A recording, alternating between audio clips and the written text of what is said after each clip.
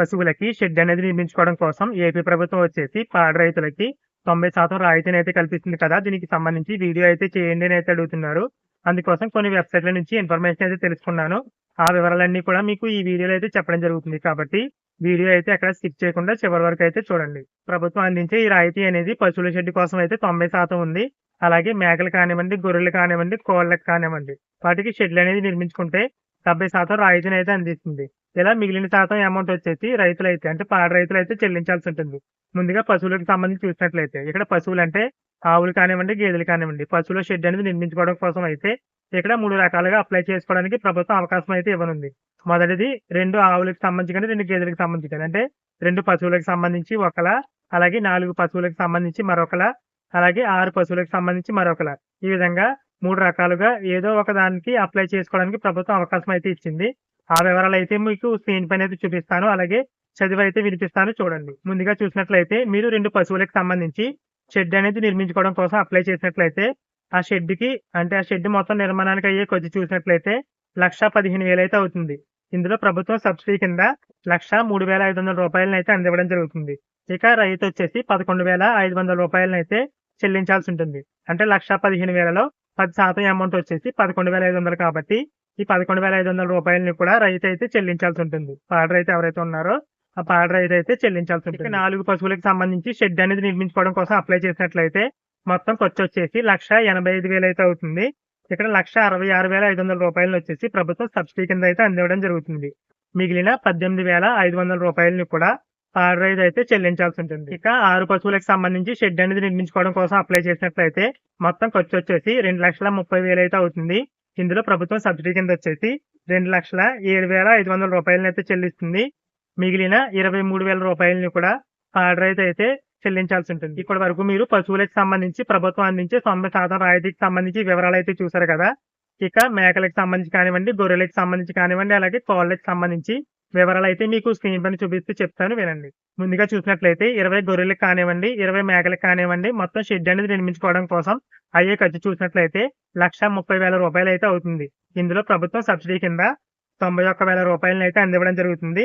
ఇక మిగిలిన 39,000 రూపాయలని కూడా అంటే మిగిలిన 30% అమౌంట్ వచ్చేసి రైతైతే చెల్లించాల్సి ఉంటుంది. ఇక 50 గొర్రెలకు కానివ్వండి, 50 మేకలకు కానివ్వండి షెడ్ అనేది అప్లై చేసుకోవడం కోసం అప్లై చేస్తే మొత్తం అయ్యే ఖర్చొచ్చేసి అంటే షెడ్‌కి అయ్యే ఖర్చొచ్చేసి 2,30,000 అయితే అవుతుంది. ఇందులో షెడ్ అనేది నిర్మించుకోవడం కోసం ప్రభుత్వం అందించే రాయితీ వచ్చేసి 1,61,000 అయితే అందిస్తుంది.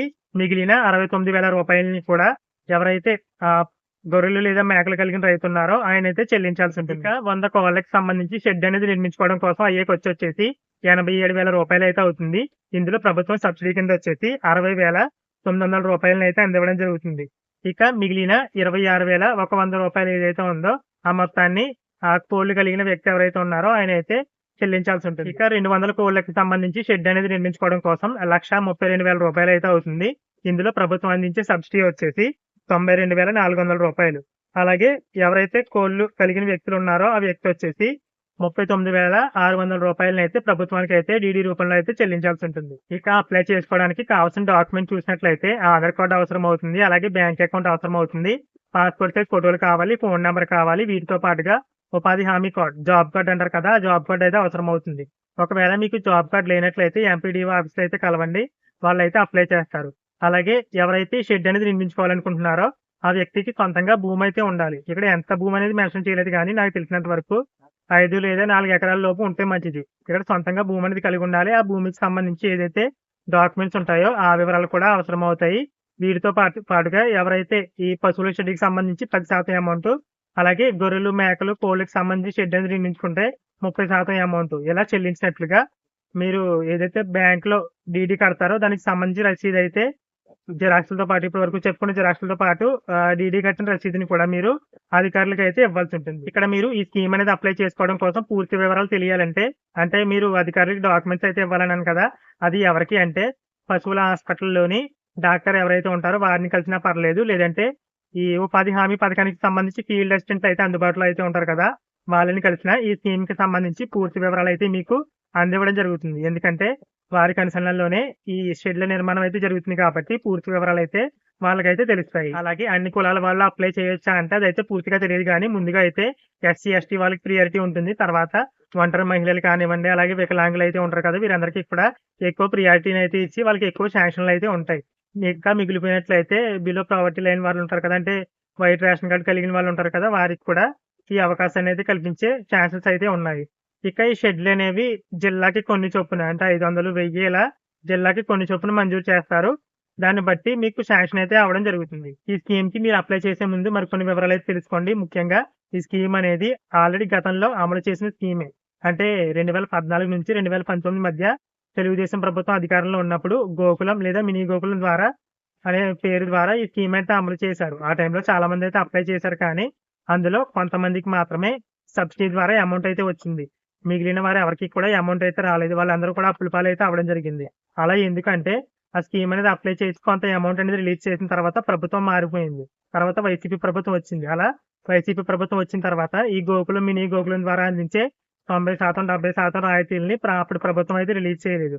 ఈ విధంగా అప్లై చేయడం వల్ల ఎవరైతే పాడి పశువులు కలిగిన రైతులున్నారో వారైతే చాలా వరకైతే నష్టపోయారు. కాబట్టి మీరు ముందుగా షెడ్‌లనేవి నిర్మించుకోవడానికి అప్లై చేసే ముందు ఈ వివరాలన్నీ తెలుసుకొని ఆల్రెడీ గతంలో అప్లై చేసిన వాళ్ళు ఉంటారు కదా! వాళ్ళని కూడా వివరాలు అడిగి తెలుసుకొని అసలు ఈ అమౌంట్‌లనేవి ఏ విధంగా పడుతున్నాయి?